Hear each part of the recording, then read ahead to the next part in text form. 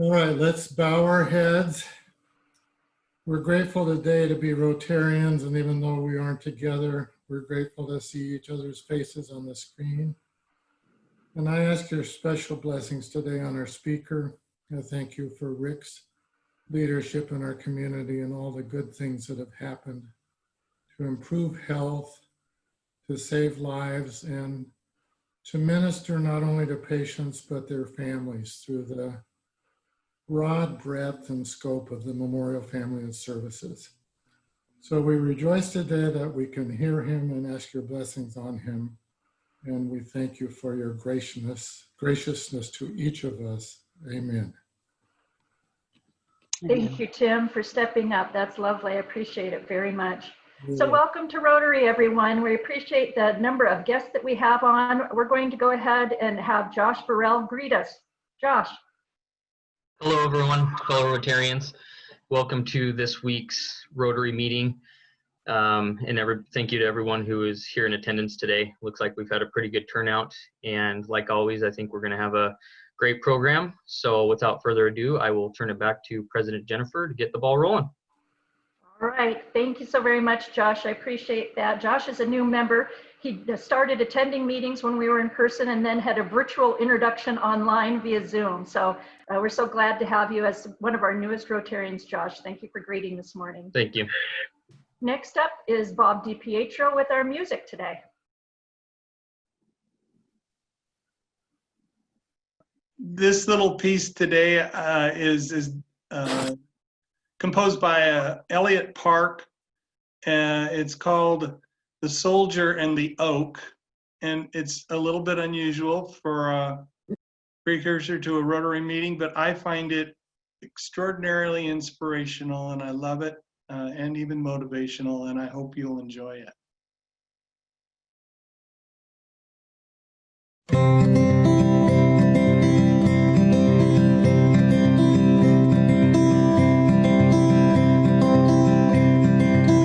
This is a story that began long, long ago. I was a young oak tree in dark Missouri soil, and like all other saplings, I had dreams of growing strong and tall. But one day a rebel with a bullet in his chest hung his rifle on my limbs and laid to rest. There beside me, as the blood soaked to my roots, the soldier sang a song of grace.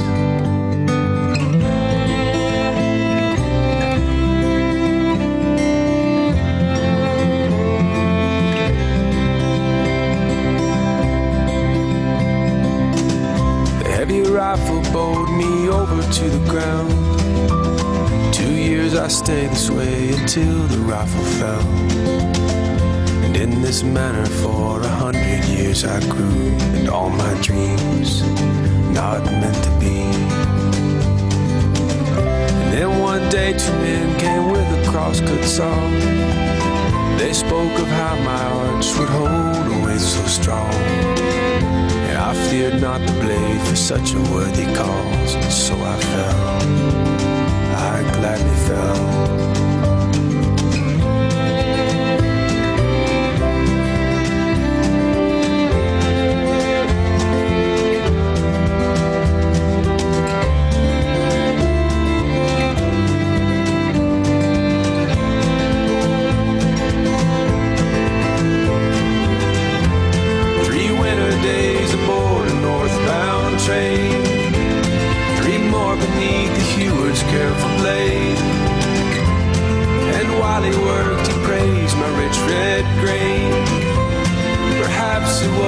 Soldier's blood that day. Now I'm the wooden arch that holds a mighty bell. 3 stalks before me cracked, but I shall never fail. Up in a tall cathedral, high above my dreams of long ago.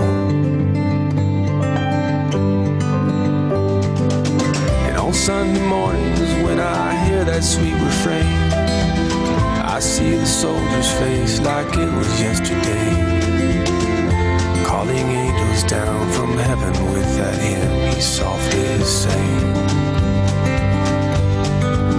of God's good grace.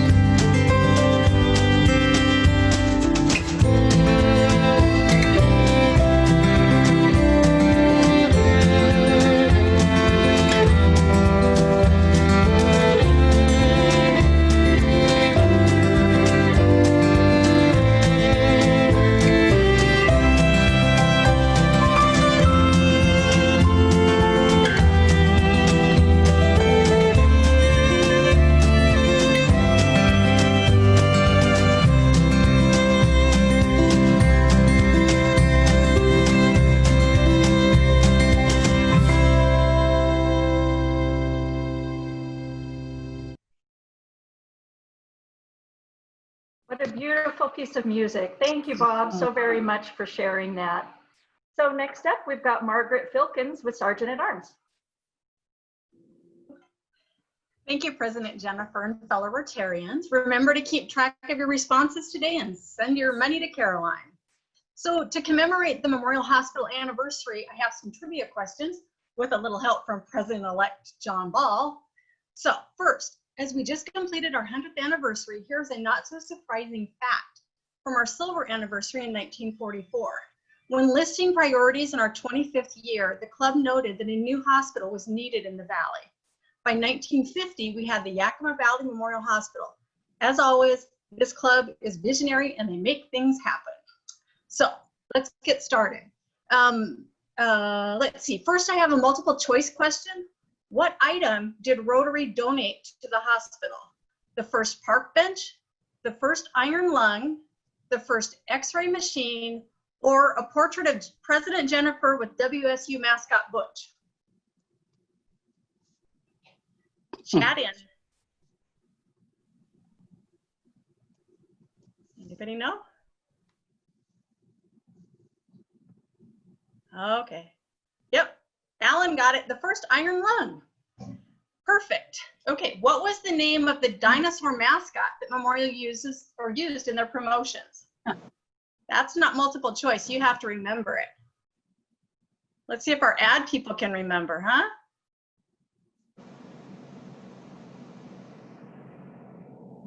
Safety Saurus. Kelly kicks it in first, I see.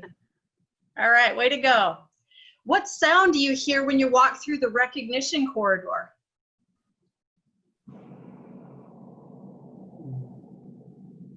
Birds. Alan, you are kicking Fanny here. Way to go. Okay. So according to the website, how many clinics are in the Virginia Mason Memorial Medical Group?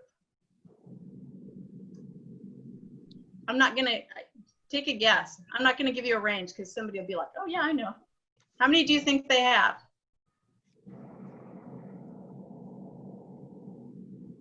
14. You folks are not even half, you're about halfway there.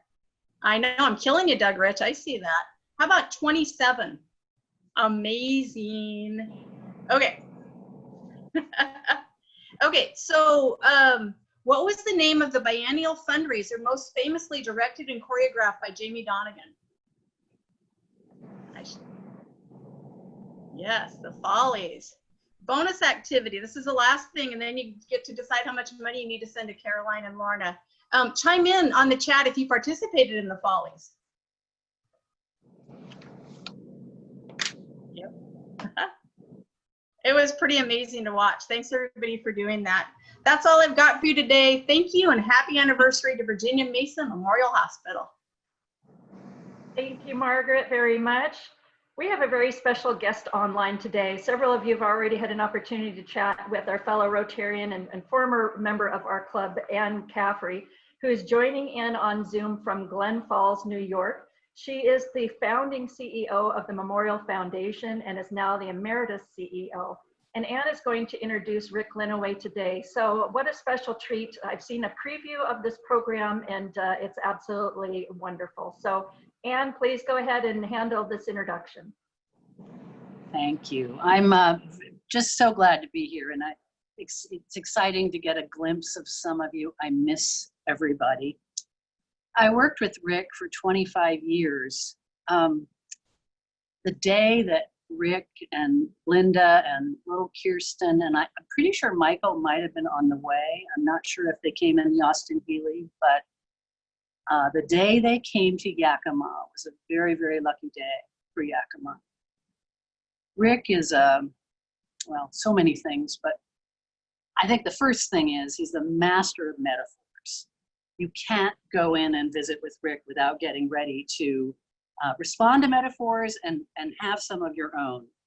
He's a dreamer, he's a designer, he's an artist, he's a loyal friend, he's a quester, an altruist, an innovator, a strategist. He's courageous. But most of all, he is a visionary leader.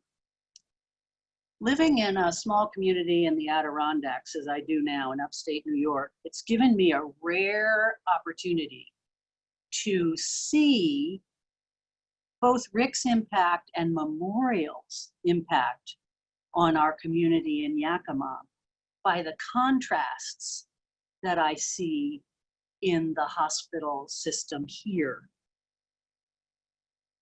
The 400-bed hospital here has only a few tightly engaged physicians, unlike the number you just made note of. There is no psychiatric unit. There is also no meaningful relationship between the hospital and the mental health community. There's no children's village. There are no coordinated services for children and families. The ER feels like a ward from 1950. The local health department is very anemic. And I guess it really drove home to me the importance of the very close relationship that Memorial had with the health district all through the years, giving it a kind of public health DNA. Our local hospital struggles mightily here, getting by on Medicare reimbursement, something that Rick's leadership saw us able to do quite well in Yakima. In his role as CEO of Memorial, he served Yakima. His expansive community improvement philosophy and vision, what was good for Yakima, what was good for Memorial. What was good for Memorial was good for Yakima. All boats rise in the water together, he used to remind us. And that made Yakima more economically stable, more attractive, and richer by far in amenities. Rick's zeal to serve more and more, better and better, infected us all at Memorial. His enthusiasm and resolve was a constant. Similarly, his work for organizations throughout the valley was as filled with zeal.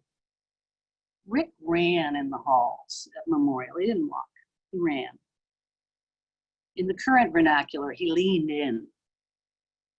He loved talking to employees, patients, and people. We knew him. He loved them, and we loved him.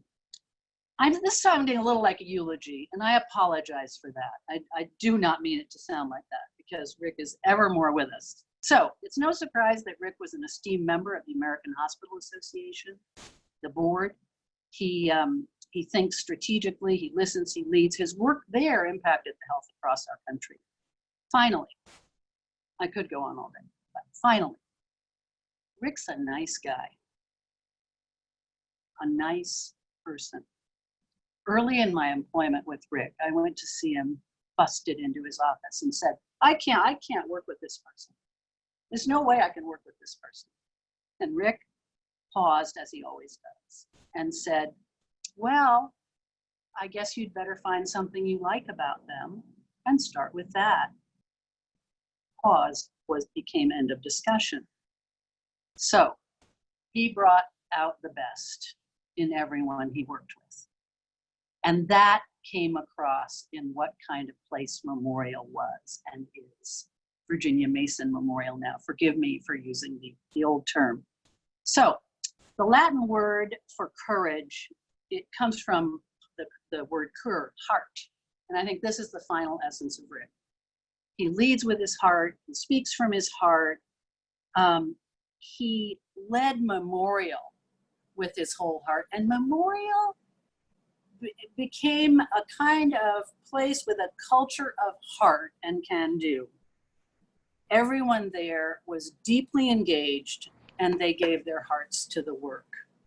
So it's just a delight and a pleasure not only to introduce Rick today, but to hear his story of the 70 years. He's a great storyteller, and I'm eager to hear the story. So I introduce Rick Linneweh. Good afternoon, fellow Rotarians. It's my pleasure to be here today to celebrate the 70th anniversary for Yakima Valley Memorial Hospital, Virginia Mason Memorial, June 1950 to June 2020, 70 years of serving the community. For 42 of those years, I called Memorial my second home. Now I have the honor, and indeed the task, through a story told as a narrative history consisting of 10 short chapters, to take 70 years and compress them into 30 minutes. That is like taking a 1,000-page epic novel and reducing it to a 3-line haiku poem.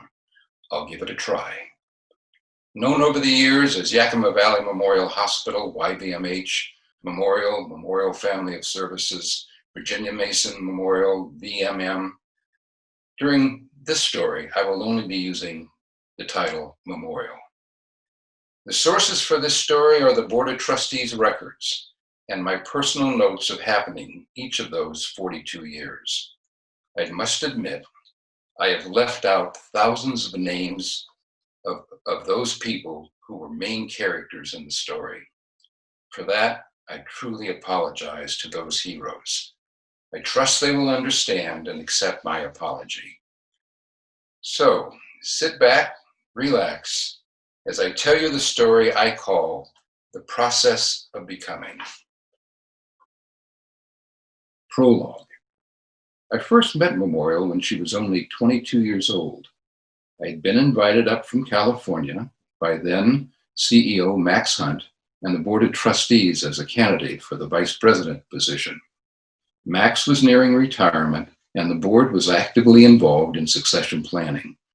My 2-day stay left me with these impressions of Yakima Valley Memorial Hospital. She had a warm and welcoming personality. She had a comfortable and engaging style. Her values were solid. Her focus was upon her community, and I liked her parents, the Board of Trustees. They were personable, engaged, intelligent, and they had 2 very attractive characteristics: an optimistic attitude and an adventuresome spirit. 2 characteristics which I would learn over time are the bedrock of an agricultural community. As I returned to California after my interview, I reflected upon Memorial with a metaphor. The metaphor of a diamond in the rough played in my mind. This relatively young organization, which is very important to the fabric of the greater Yakima area, could, with the right amount of attention and affection by many, be crafted facet by facet into a very special and precious community gem. What follows is a story of Yakima Valley Memorial Hospital, Virginia Mason Memorial, and at the same time, a story of Yakima. It is a story of conscientious and courageous people who take bold steps to create and grow a vital community organization that exists to better the greater Yakima area. Chapter 1, Never Doubt. The cultural anthropologist Margaret Mead is noted for her keen observation. Never doubt what a small group of dedicated people can accomplish.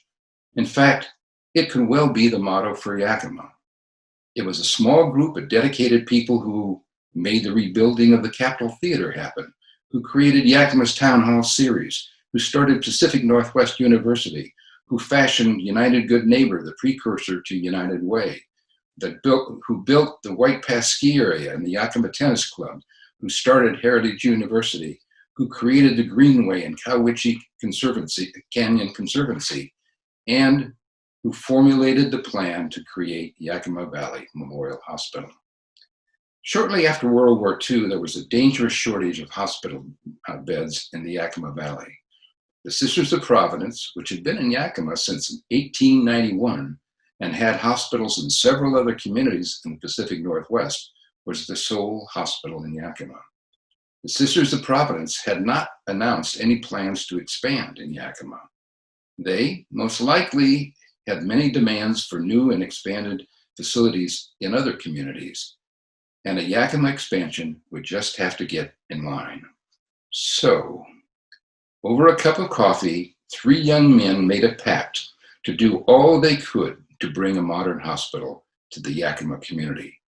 George Martin, attorney, Don Keith, funeral director, and Ed Mueller, accountant, took their dream to Jim Bronson, director of Boise Cascade, and Ernie Kershaw, an orchardist.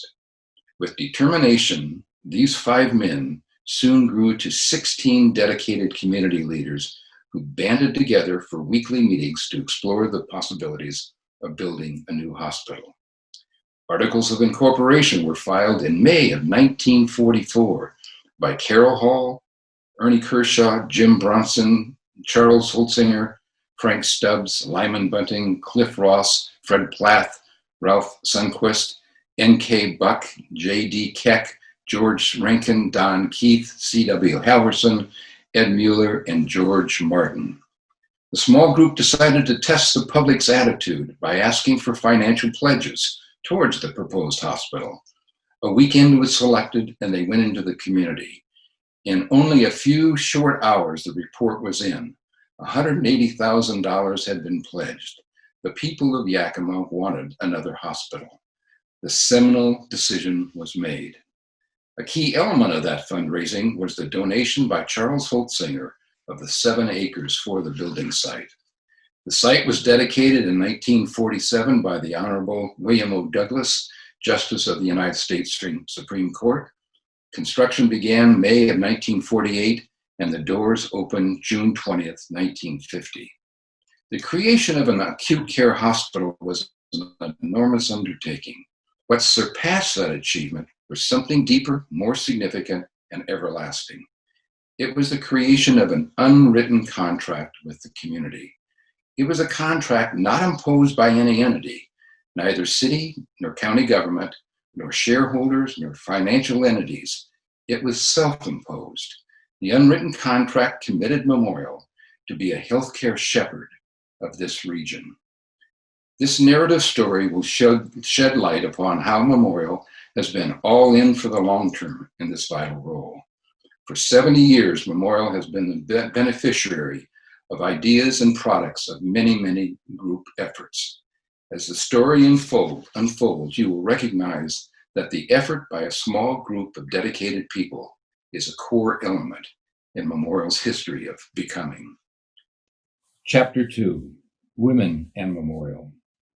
The creators of Memorial were not only dedicated, they were wise also. They understood that to get something done, and done well, they needed to involve women. The history of women's involvement with Memorial goes back to the mid-1940s. The involvement has been and remains extensive and very significant. To have a memorial hospital, donated monies were necessary. Enter the women from our community. Literally, hundreds of women came together informally in 1948 to have fundraising events like bake sales and bazaars and teas and something called Operation Coffee Cup. In 1949, that which was informal became formal with the establishment of a very effective and productive women's guild system. The first guild established was the Florence White Guild. It is still alive and thriving 71 years later. What followed over the next several years was the creation of an elaborate and powerful network of 20 women's guilds. These guilds were a voice into Memorial leadership and a voice about Memorial out to the community. Also in 1949, through the efforts of Geraldine Guy, a Women's Auxiliary and Volunteer Services was formed. With the opening of the doors of the hospital planned for June 20th, 1950, the hospital found itself short of support staff for the professional staff. Enter the women. Only with the help of 200 plus women volunteers was the hospital able to safely open its doors and serve patients until the full-time employee base was hired. Today, that same volunteer program is one of the largest and most active programs in the state. Memorial's relationship with women is extensive and significant, as witnessed by the following. Obstetrical and women's medical and surgical services are one of the most important and highest volume services of the Memorial's provides. 80% of Memorial's employees are women. 2/3 of the manager level positions are women. 60% of top leadership are women. Women are the main customer of the hospital. They are typically the decision maker for healthcare matters for their family. They decide for themselves, for their children, for their parents, and for the man in their life. It should not surprise you that when I personify Memorial, I use the pronoun she.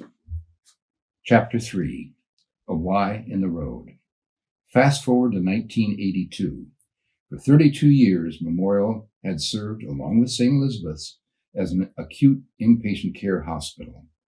During the early 1980s, transitions were occurring in healthcare. Acute inpatient care was still needed, but recognition was emerging that our community's healthcare needs were more than that. At a Board of Trustees retreat in 1982, the leadership faced the proverbial Y in the road. Would Memorial remain just an acute care hospital, or would horizons be expanded? Would she step forward to meet the many other healthcare needs that existed in the community? Mindful of its unwritten contract, the Board of Trustees made the second seminal decision in Memorial's history. Memorial would take a new path. Memorial would move towards being a more comprehensive healthcare provider.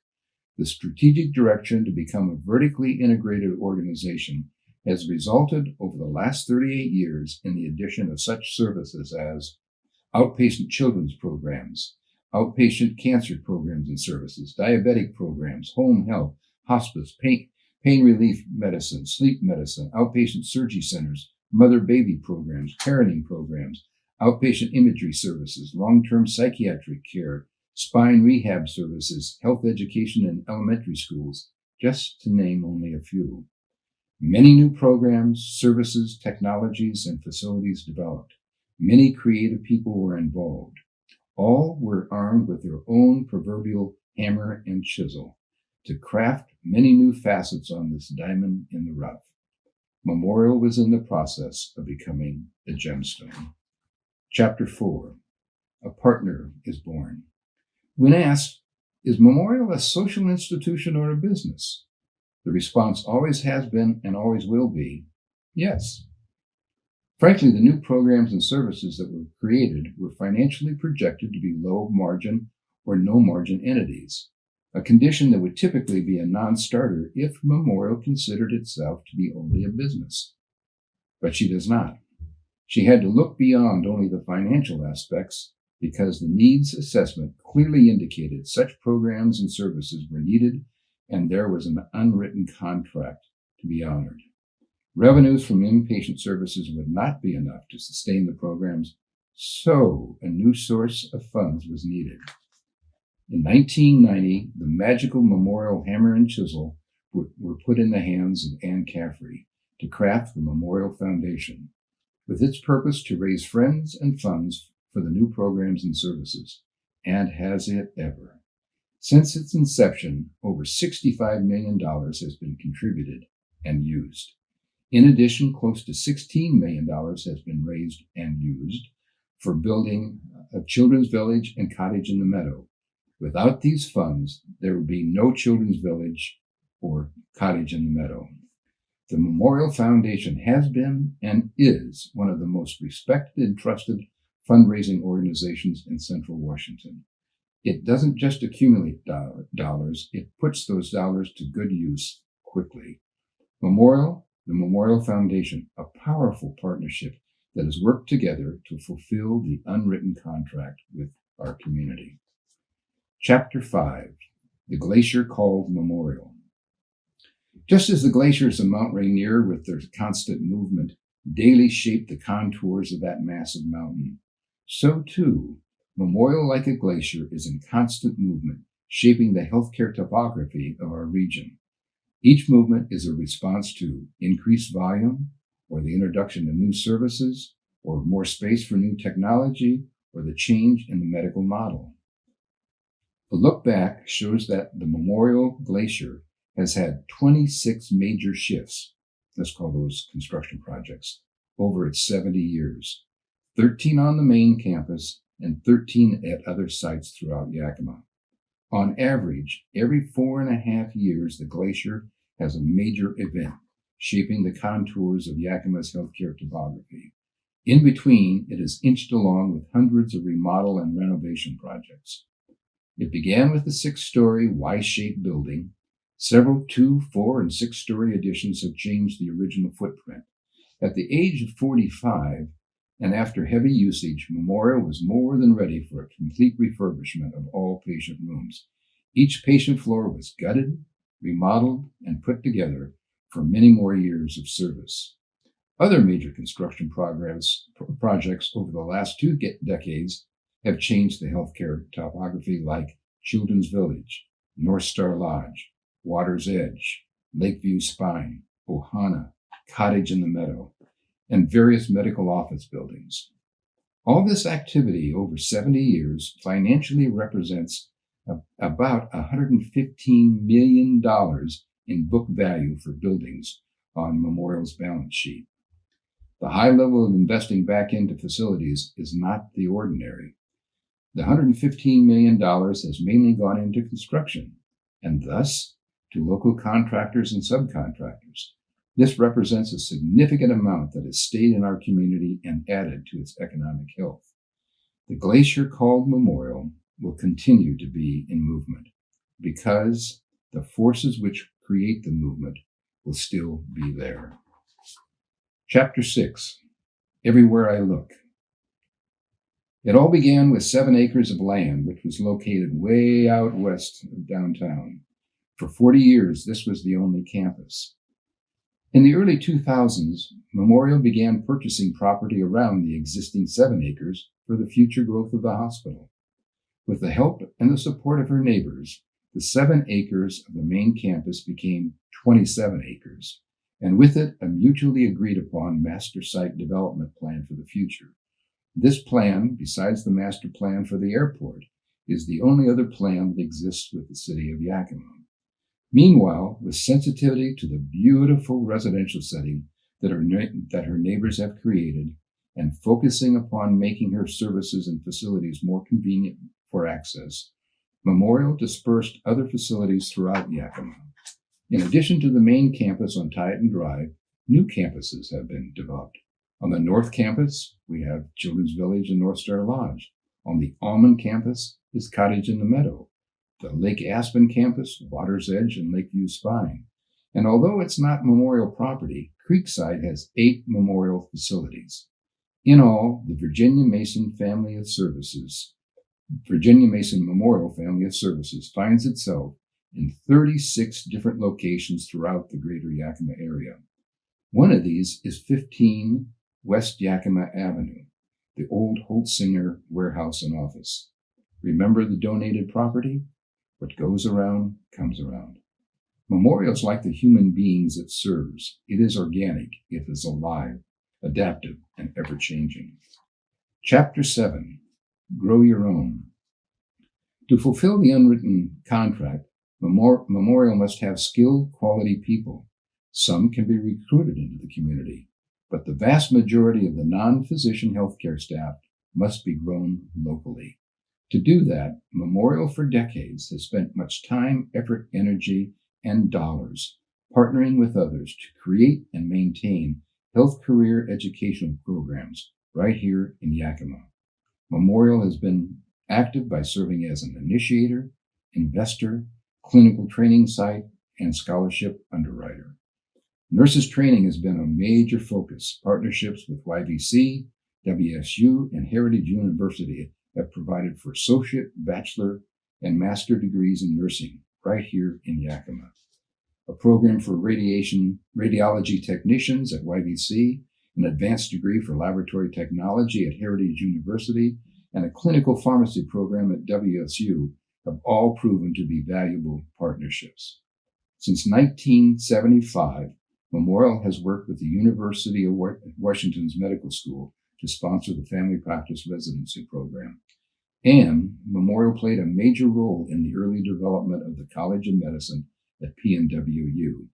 Memorial's $1 million investment was important funding in the early years of the medical school. Growing our own in partnership with local academic centers, another facet of the gym. Chapter 8, Memorial and Physicians, the Changing Medical Model.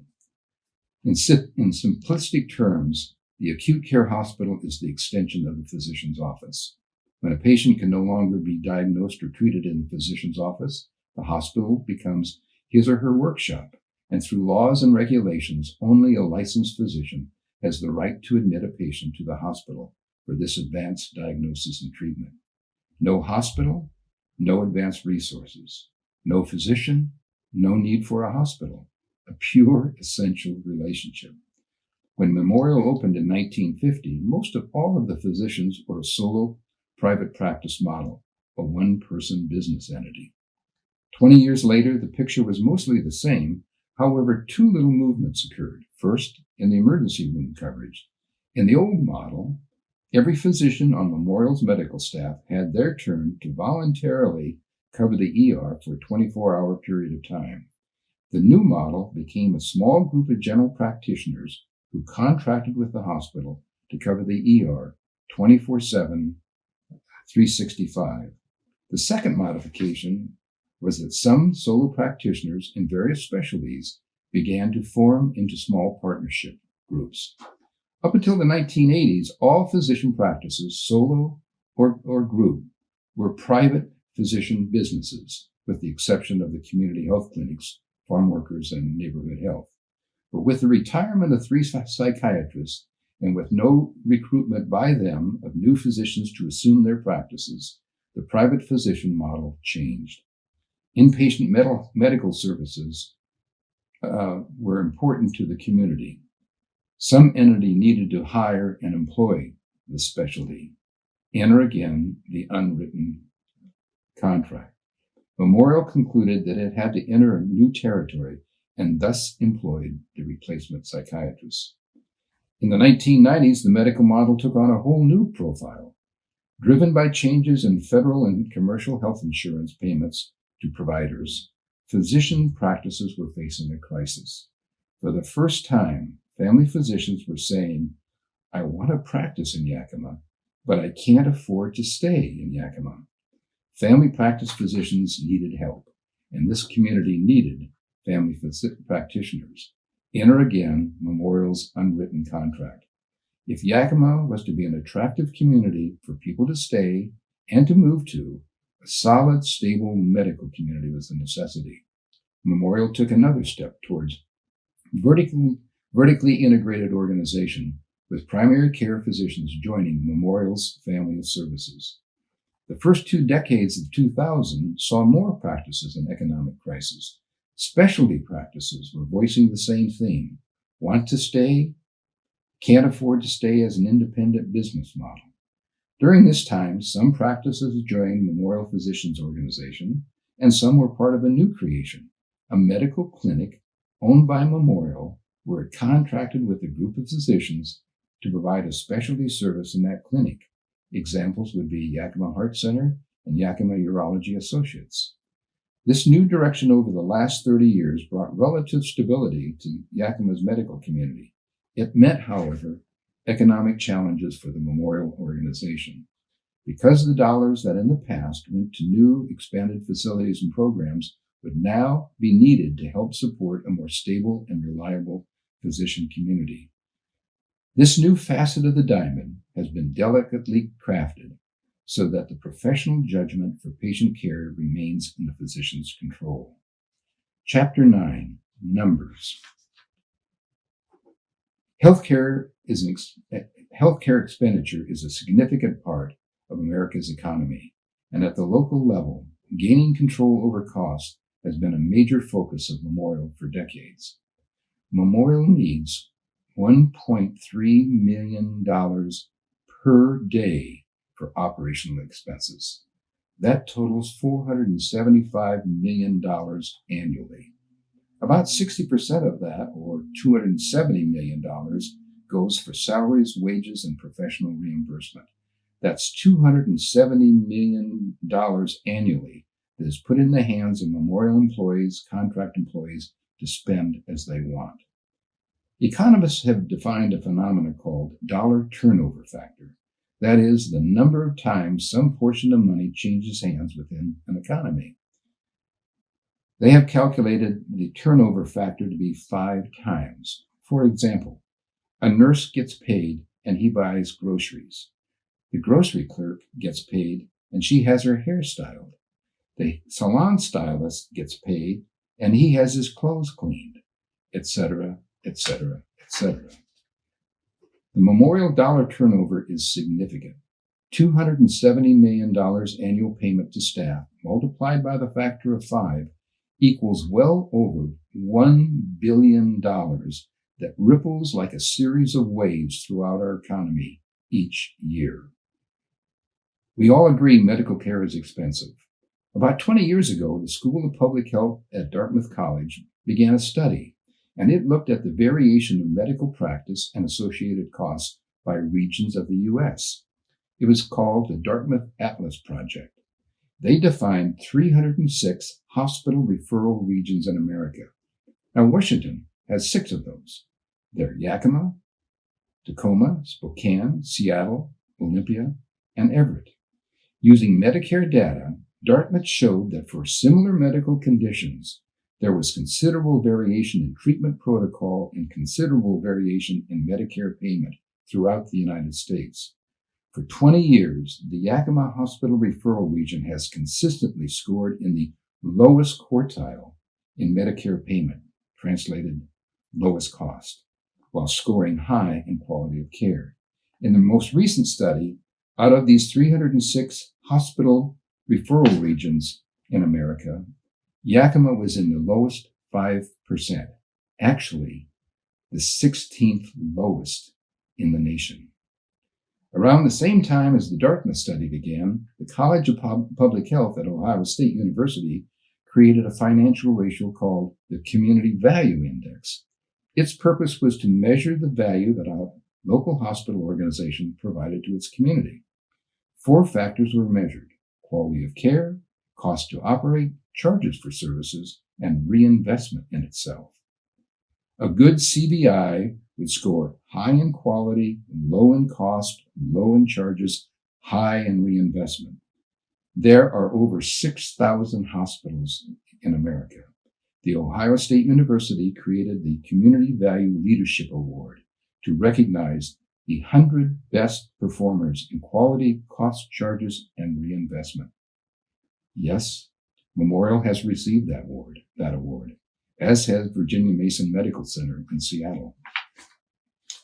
In 70 years, Memorial has received 4 national recognition awards, 3 from the American Hospital Association and 1 from Fortune Magazine Corporation. The American Hospital Association awards were the NOVA Award for Innovation and Collaboration in the Creation of Children's Village, the Circle of Life Award for its innovation in palliative and hospice care in the creation of Cottage in the Meadow, and the Foster McGaw Award for the comprehensiveness of services provided to the community. The Foster McGaw Award came with a $10,000 prize. Memorial took that money and donated it to the city of Yakima to improve the quality of water supplied to parts of the city in order to improve oral hygiene in thousands of households. The Fortune Magazine Corporation Award was not just for hospitals, it was as one of the 100 best companies to work for in America. Of the 6,000 hospitals in the U.S., she is the only one with these 4 distinctions. Others throughout the United States have seen the sparkle that emanates from the facets of the Yakima gem. Chapter 10, Finding a Strategic Partner. 5 times during her 70 years, the Board of Trustees and management have had conversations with other organizations about some type of coming together. 4 of those conversations were with the Sisters of Providence. In 1986, 1990, and 1994, leadership from the Sisters of Providence, Seattle, and leadership from Memorial met to have come-together conversations. But those are stories for another time. In the winter of 2003, approached again by the Seattle executives from the Sisters of Providence, Memorial was presented with a similar theme, come together for the good of the community. Conditions had changed.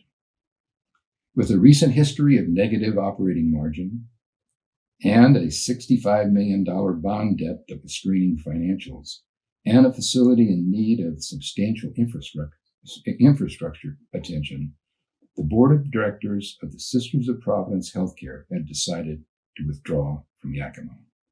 Several conversations took place in December of 2003. For the coming together to work, each party had a very tough task. The Sisters of Providence had to be very generous. They had to take the $65 million debt with them as they left Yakima. And Memorial had to be very courageous, as they would have to take on the enormous challenge of merging the two organizations, in addition, the expenses of refurbishing a second facility. In early January 2004, Memorial learned that the Sisters of Providence were selling their assets to a for-profit hospital organization headquartered in Tampa Bay, Florida, and that was HMA. Now fast forward to 2012. Everything has a context, and the context of something is an important factor in decision making. The context for Memorial in 2012 was the Great Recession was still a real part of our lives. It was also a time of great disruption in medical economics and medical system organization. And third, HMA had sold their Yakima Toppenish facilities to the nation's largest for-profit hospital system, which also had a major hospital medical clinic in Spokane. And the future of standalone nonprofit community hospitals in a two-hospital town was growing more precarious. While Memorial was still financially okay, the board of trustees started having conversations about a plan B. An analogy began to emerge. Picture the pioneers of the mid-1800s as they looked to the west from St. Louis and wondered how would they cross into that new territory. Would they travel the Oregon Trail alone in their wagon, or would they join a wagon train? If they went alone, they realized they needed to be rich in resources, extra food, extra oxen, extra wheels, extra, because they had to depend upon themselves to handle the many adversities they could and would face. If they joined a wagon train, would it be a large one? Realizing that should they have a problem that would delay the whole train, the wagon master most likely would tell them the train needed to move on and that they would have to wait for the next wagon train and join it. Or would they join a smaller wagon train, where the success of the wagon train depended upon the success of each member? After many months of conversation and investigation, another seminal decision was made. The smaller wagon train model was chosen, and the Virginia Mason Medical Center organization was selected as the best traveling companion.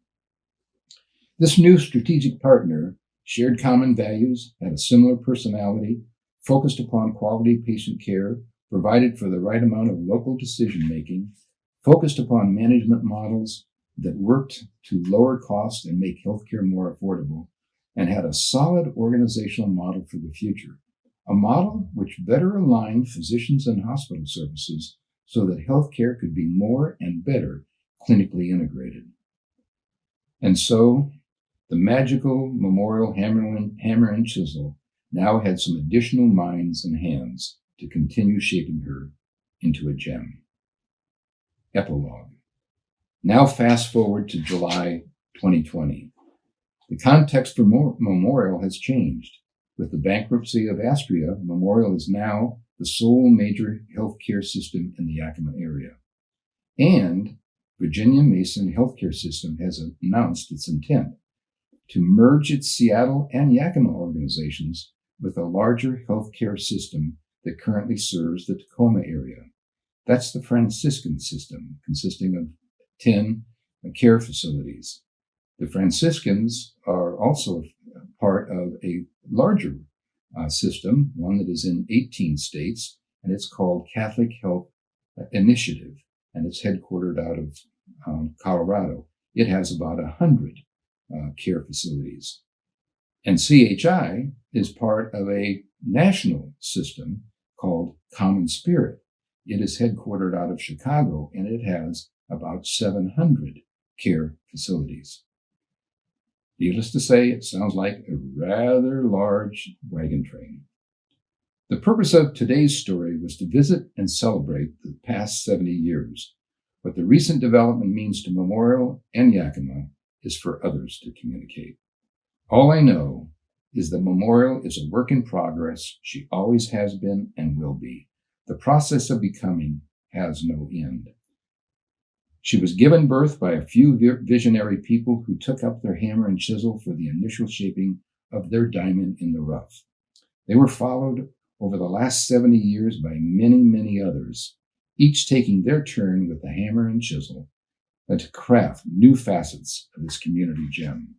A gem that over the last 7 decades has attracted hundreds of very skilled professionals, been an economic engine for our community, received national recognition, never lost its focus on service to its community, and has, without hesitation, been diligently trying to fulfill its unwritten contract to its community.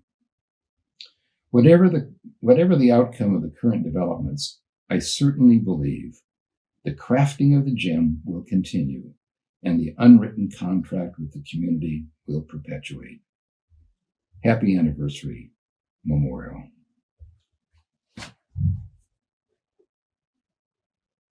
What an absolutely beautiful program, Rick. Thank you so very much for taking the time to write such lovely words. Boy, you are a master of metaphors. It was absolutely fantastic. To thank you for speaking today, we will be making a donation in your name to Yakima Rotary Charities, and I hope that you would be able to stay on this Zoom after our formal adjourn time to take any Q&A. Would you be able to do that, Rick? Oh, certainly I can. What a pleasure it was to be able to look back like that and to recognize how much had been done by so many people. And thank you for giving Memorial and me the opportunity for presenting today. Well, it's our pleasure, absolutely. So folks, if you have some Q&A and want to stay on past our time, please do so. We won't be in a rush to end the meeting time. So next up, I'd like to introduce Nettie Carrasco to do our Rotarians Are Going Places segment. Thank you, President Jennifer. Hello, Rotarians and guests. I am pleased to share the Rotarians Are Going Places segment on behalf of the Visitation Committee. Our first Rotarian going places is Sanaya Lund, who has purchased a second salon. She is now the proud owner of 2 salons, Soul and Heaven. Over the last couple of weeks, she's gotten to know the staff of Blue Sage Salon and is happy to announce that they will be staying as part of the Heaven staff. A huge shout out to Triply Construction for their quick work in the demo and rebuilding of the latest all-suite salon. Congratulations, Sanaya and Triply. Our second Rotarian that's going places is John Ball. He's going places. He received the Washington Main Street Leadership Award.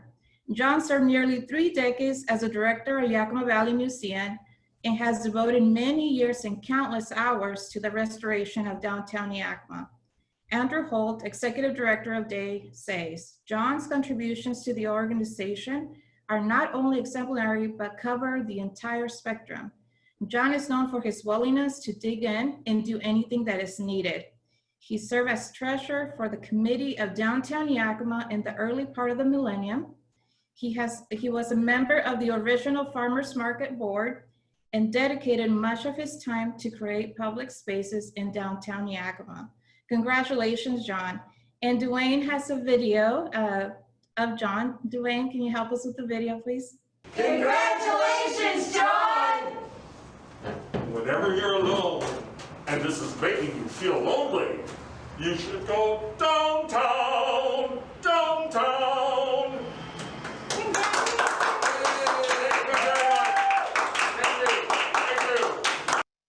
Congratulations again, John. And if you have a Rotarian that you would like to honor, please get in contact with Connie Fallon.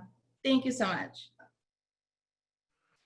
Thank you, Nadie. Appreciate that. It's always fun to celebrate the accomplishments of our fellow Rotarians. So yes, keep that good news coming to us. So with that, again, thank you all for participating in the meeting today. Next week's program is going to be Josh Jackson, who's going to give us an update on the Rotary project at Rod's house.